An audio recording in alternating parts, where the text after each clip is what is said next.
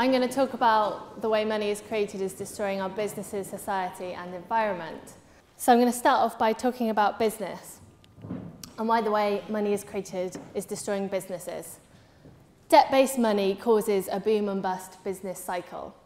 So this is a graph of the money supply from the 1960s to 2012, approximately doubling every 10 years. So they created £1 trillion up to the financial crisis. And you might think that that means we've had a boom for the last 60 years, but the black lines point out the small recessions we've had along the way, approximately every 10 years.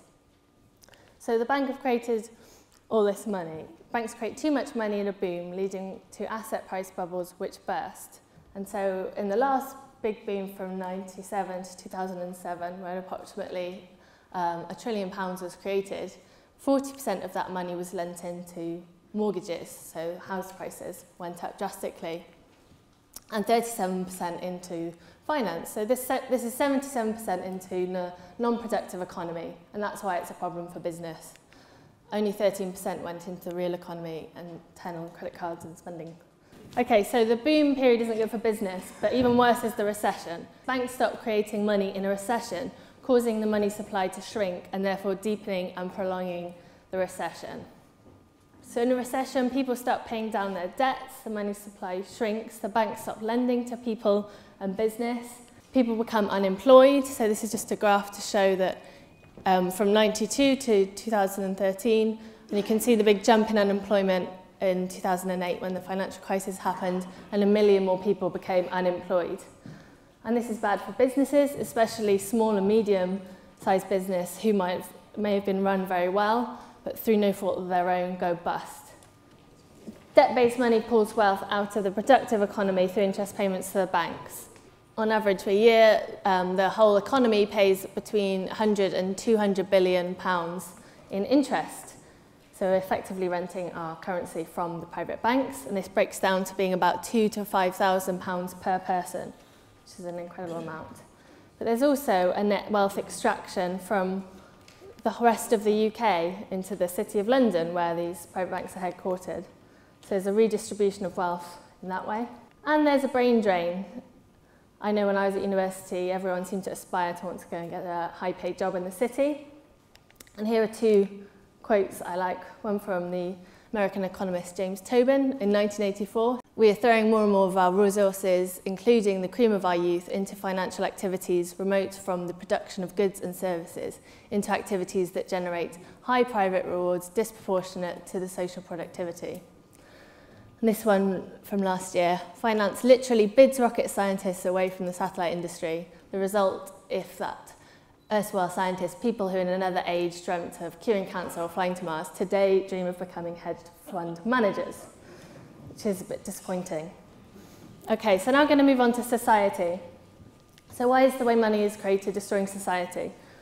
Well, the first message is that debt-based money weakens democracy and sovereignty as governments and nations become heavily indebted. So in the 5 years leading up to the financial crisis, governments spent £2.1 trillion, but commercial banks lent £2.9 trillion.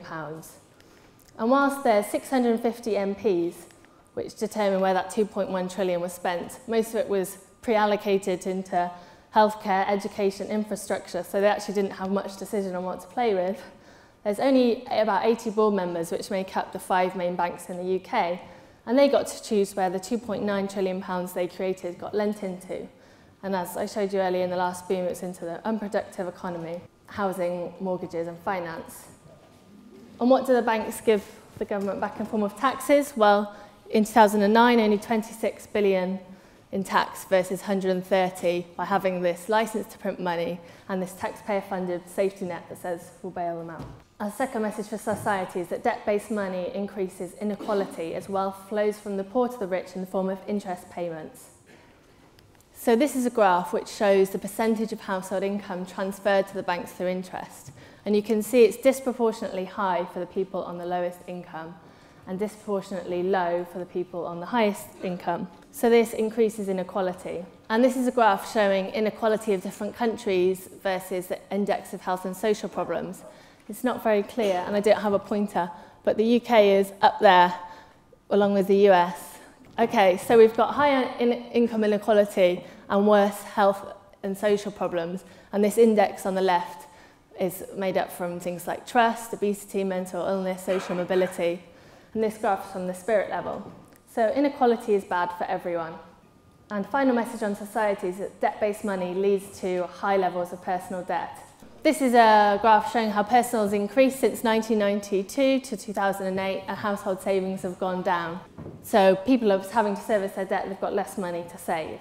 If you started university in 2012, you're predicted to be leaving with an average debt of £53,000, and that's before you've even got a job.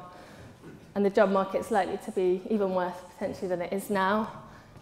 And houses are unaffordable for our generation. Okay, finally going to move on to the environment. Why is the way money's created destroying our environment? Well, in order to pay back our debts, the environment has to constantly expand, which is not possible on a finite planet.